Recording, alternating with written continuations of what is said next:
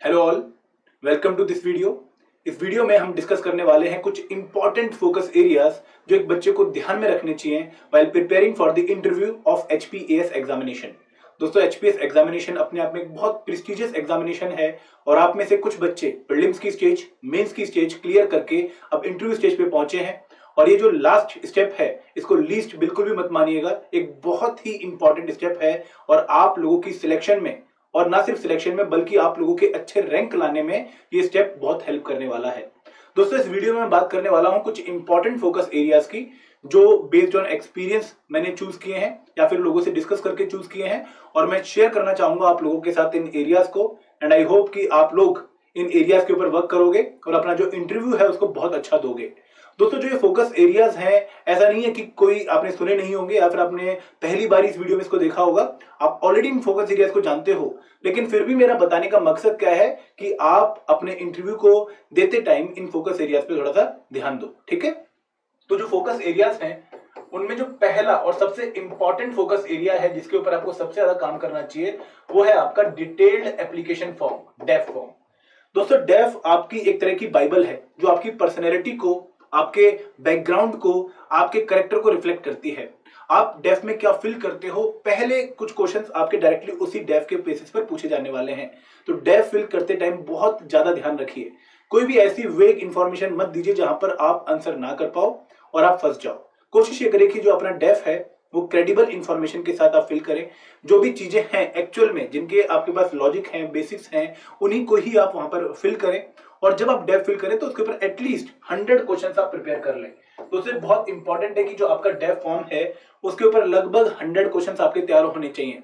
जो बच्चे हमारे साथ इंटरव्यू की तैयारी कर रहे हैं उनको हमने बोला था कि 100 questions we will provide them, लेकिन जिन बच्चों ने नहीं करी है आई होप कि उन्होंने भी अपने डेफ के ऊपर 100 क्वेश्चंस को तैयार कर लिया होगा। ठीक है, अब दोस्तों जो 100 क्वेश्चंस हैं ये आपके डिफरेंट बैकग्राउंड के हो सकते हैं। ऐसा नहीं है कि डेफ में सिर्फ पूरे डेफ के ऊपर आप 100 क्वेश्चन प्रिपेयर करोगे, उसमें भी कुछ स्पेसिफिक एरियाज हैं जहां पर जो क्वेश्चंस हैं वो थोड़े डिफरेंट तरीके से प्रिपेयर होंगे और कुछ एरियाज ऐसे हैं जहां पर स्ट्रेट फॉरवर्ड आंसर है, वहां पर आपको ज्यादा क्वेश्चंस प्रिपेयर करने की जरूरत नहीं है।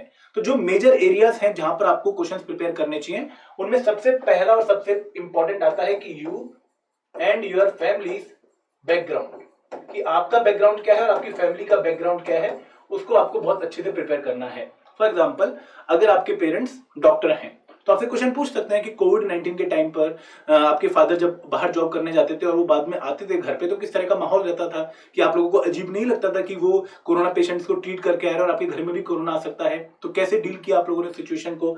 तो फैमिली बैकग्राउंड के ऊपर एक बहुत ही सिंपल सा लेकिन बहुत ही अच्छा क्वेश्चन बनता है। और अगर आप लोग प्रिपेयर नहीं है इस चीज के लिए तो दोस्तों वहां पर एकदम आप जब क्वेश्चन को देखेंगे तो आप हड़बड़ा जाएंगे या फिर थोड़ा सा रिएक्टिव आंसर देंगे, जो कि सही बात नहीं है। तो ऑलरेडी सोच के जाइए इन चीजों को, अपने दिमाग में इन चीजों को घुमाइए बार बार और कोशिश करिए कि जब आपसे क्वेश्चन पूछा जाए तो आप थोड़ा सा मेंटली प्रिपेयर हो उस क्वेश्चन को टैकल करने के लिए। सिमिलरली, अगर किसी के पेरेंट्स टीचर हैं या किसी के पेरेंट्स ऑलरेडी किसी सर्विस में हैं तो उनकी जो जॉब प्रोफाइल है उसके बारे में इंफॉर्मेशन आप लोगों को होनी चाहिए। अगर आप ऑलरेडी कहीं जॉब कर रहे हो, आपने कोई प्राइवेट जॉब करी हुई है या फिर आपने प्रिपरेशन के टाइम उसको छोड़ दिया था, तो भी उस जॉब का जो बैकग्राउंड है, जो आपने वहां पर काम किया है, उसके बारे में आपको इन्फॉर्मेशन होनी चाहिए। तो सबसे पहला एस्पेक्ट जो आपके डेफ का होगा वो आगा आपकी फैमिली और आपका बैकग्राउंड। फैमिली में भी मदर अगर हाउसवाइफ हैं तो उनके बारे में कुछ क्वेश्चन पूछ सकते हैं, फादर के बारे में क्वेश्चन, कजन्स के बारे में क्वेश्चन, सिबलिंग्स के बारे में क्वेश्चन। तो ये हल्के से एरियाज हैं जिन पर हम थोड़ा सा कम फोकस रखते हैं। हमें लगता है कि हम वहां पर नेचुरल आंसर दे देंगे, लेकिन जब क्वेश्चन शूट होता है तो हम उसके लिए तैयार नहीं होते हैं। तो प्रिपेयर रहना इन चीजों के लिए। क्लियर है? सेकेंड एरिया जो है वो है आपका educational background, your educational background. दोस्तों, ये भी बहुत इंपॉर्टेंट एरिया है क्योंकि एजुकेशन ही बेसिकली आपको वहां पर थोड़ी जस्टिफाई करनी है। और यहां पर याद रखिएगा कि अगर आपका एजुकेशनल बैकग्राउंड टेक्निकल है तो कुछ क्वेश्चंस टेक्निकल के प्रिपेयर करिए कि किस तरीके से आपका टेक्निकल बैकग्राउंड आपकी जो जॉब है एचपीएस की उसमें हेल्प कर सकता है। अगर आप नॉन टेक्निकल बैकग्राउंड के हो तो थोड़ा सा और केयरफुल रहना है, वहां पर भी आपसे क्वेश्चन शूट होंगे। और जैसे अगर आप आर्ट्स बैकग्राउंड के हो, कॉमर्स बैकग्राउंड के हो, तो आपसे एक अच्छा क्वेश्चन वहां पर आप एक्सपेक्ट कर सकते हैं। ठीक है, तो एजुकेशनल बैकग्राउंड पे यहाँ पर ये नहीं कि आपको हर चीज याद होनी चाहिए। अगर मान लो आपने बीटेक मैकेनिकल में करी है तो इसका मतलब ये नहीं कि आपको पूरे पूरे डायग्राम्स वगैरह सब कुछ याद होना चाहिए, थर्मोडायनेमिक्स पूरी रटी होनी चाहिए, ऐसा कोई लॉजिक नहीं है। मेन पॉइंट क्या है कि अगर आपको नहीं आंसर आता है, आप बोलोगे देखो I am sorry sir, I don't know the answer, and I will check it further, मतलब मैं बाहर जाके इसको चेक कर लूंगा, तो वो आपकी लर्निंग एबिलिटी शो कर देगा। और अगर आपको आता है, रफ आता है, तो हल्का सा बता दीजिए कि सर मुझे इतना आइडिया है, इसके आगे नहीं है मुझे आइडिया और मैं इसके ऊपर काम करूंगा, इसको देखूंगा बाद में जाके, ठीक है। तो एग्जैक्ट आंसर वो आपसे डिमांड नहीं कर रहे हैं। दोस्तों ये एक बहुत बड़ा मिथ है, जनरली आप लोग भी शायद कैरी करते होंगे, कि जो इंटरव्यू है वो हमारी नॉलेज का टेस्ट है। दोस्तों याद रखिए कि इंटरव्यू नॉलेज का टेस्ट नहीं है। नॉलेज का टेस्ट तो उन्होंने आपसे ऑलरेडी ले लिया है प्रीलिम्स स्टेज में, मेंस स्टेज में। अगर उन्होंने यहाँ पर भी नॉलेज टेस्ट लेना होता तो वो फिर इंटरव्यू नहीं रखते, वो एक और एग्जाम रखते। यहाँ पर उन्होंने इंटरव्यू, पर्सनल इंटरव्यू ही क्यों रखा है?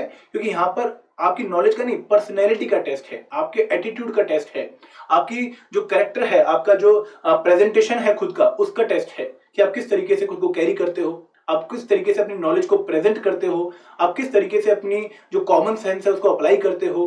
तो ये टेस्ट है यहाँ पर। तो knowledge is one of the part, not the everything regarding the interview. तो नॉलेज आपकी हेल्प करती है, ज्ञान आपकी हेल्प करता है इन फ्रेमिंग अ गुड आंसर, लेकिन गुड आंसर में भी आपका जो ओरिजिनलिटी है, आपकी जो पर्सनैलिटी है, वो भी बहुत इंपॉर्टेंट रोल प्ले करती है, ठीक है। आपसे क्वेश्चन पूछ लिया कि आप शिमला से रोडू जा रहे हो, तो वहां पर कुछ दिक्कत आ रही है, वहां पे प्रोटेस्ट हो रहा है, तो आप कैसे हैंडल करोगे? अब यहाँ पर नॉलेज आपकी बहुत ज्यादा हेल्प नहीं करने वाली है, ठीक है। आप क्या बोलोगे कि मैं एडमिनिस्ट्रेशन को बुलाऊंगा, मैं सिविल सर्विसेज को खत लिखूंगा, ये वो नहीं लिखोगे आप वहां पर एक प्रैक्टिकल सॉल्यूशन दोगे, और अगेन वो आपकी पर्सनैलिटी से फ्लो होता है, ठीक है। तो काम करिए इंटरव्यू के लिए अपनी पर्सनैलिटी पर, अपने जो प्रोजेक्शन है आपकी सेल्फ का, उसके ऊपर वर्क करिए, ठीक है। वापस आते हैं, तो डेफ में दो चीजें हो गई, you and your family background, your educational background. दोस्तों तीसरी चीज क्या होती है कि हमारे डेफ में कुछ आउटलायर्स होते हैं। आउटलायर्स का मतलब क्या है कि लीग से हटकर कुछ पॉइंट्स होते हैं। फॉर एग्जाम्पल, किसी बच्चे के डेफ में गैप ईयर आ रहा है, उसने आईआईटी एनआईटी में सिलेक्शन के लिए या फिर एमबीबीएस में अच्छी सिलेक्शन के लिए एक साल 12वीं के बाद ड्रॉप कर दिया था, तो आपके पास उसका एक लॉजिक होना चाहिए, वो आपसे पक्का गैप ईयर के बारे में पूछेंगे। सिमिलरली एक और क्या आउटलायर होता है कि आपकी जो परफॉर्मेंस है वो कॉन्स्टेंटली डाउन जा रही है, मतलब आपके 10वीं में 10 सीजीपीए थे, +2 में 80% थे, देन बीटेक या फिर ग्रेजुएशन में 60% थे, और वो कम ही होते जा रहे हैं। तो आपसे क्वेश्चन पूछ लेंगे, क्योंकि जहां भी आपको एक सीक्वेंस में ब्रेक दिखेगा ना, जहां भी आपको एक अनइवन सीक्वेंस दिखेगा, वहां पर एग्जामिनर की नजर जाएगी। वो एक्सपीरियंस्ड लोग हैं और वो उनकी नजरें ही आपके डेफ पे ना चीजें ढूंढेंगी और वहां पर वो आपको फंसाने की कोशिश करेंगे। तो अगेन मैं ये नहीं कह रहा हूं कि अगर आपका गैप ईयर है या फिर अगर आपके जो डेफ में बहुत बड़े आउटलायर हैं तो आप फंस जाओगे, नहीं, बिल्कुल भी। आप बिल्कुल नॉर्मल कैंडिडेट की तरह ही हो, लेकिन आपके पास जस्टिफिकेशन होनी चाहिए। आपके हर पर्टिकुलर पॉइंट की अगर आपके पास जस्टिफिकेशन है तो दोस्तों आपके सिलेक्शन के चांस उतने ही हैं जितने कि एक नॉर्मल कैंडिडेट के हैं, ठीक है। अगेन एक्सपीरियंस के बेसिस पे बोल रहा हूँ, मैंने गैप ईयर वाले बच्चे सिलेक्ट होते हुए देखे हैं, मैंने बहुत अच्छी जॉब छोड़ने के बाद, जिनके पास जॉब छोड़ने का कोई लॉजिक नहीं था लेकिन जॉब छोड़ के आए और फिर काफी साल तक प्रिपेयर करते रहे और लंबे टाइम तक प्रिपेयर करने के बाद सिलेक्शन हुई। जब उनसे पूछा गया कि 7 साल का गैप क्यों है आपकी जॉब छोड़ने में और आपकी सिलेक्शन में, तो उन्होंने बहुत अच्छे तरीके से जस्टिफाई किया। तो यही जस्टिफिकेशन आपकी पास भी होनी चाहिए, ठीक है। अगेन यहाँ पर आप अपने मेंटर से बात कर सकते हो, हमसे डिस्कशन कर सकते हो अगर कोई डाउट है आपको, ठीक है। तो आउटलायर्स के ऊपर बहुत ध्यान रखना है। एजुकेशनल बैकग्राउंड हो गया, you and your family background हो गया, और चौथी चीज है वो है आपकी हॉबीज। अगेन दोस्तों बहुत लीस्ट हम फोकस देते हैं हमारी हॉबीज पर।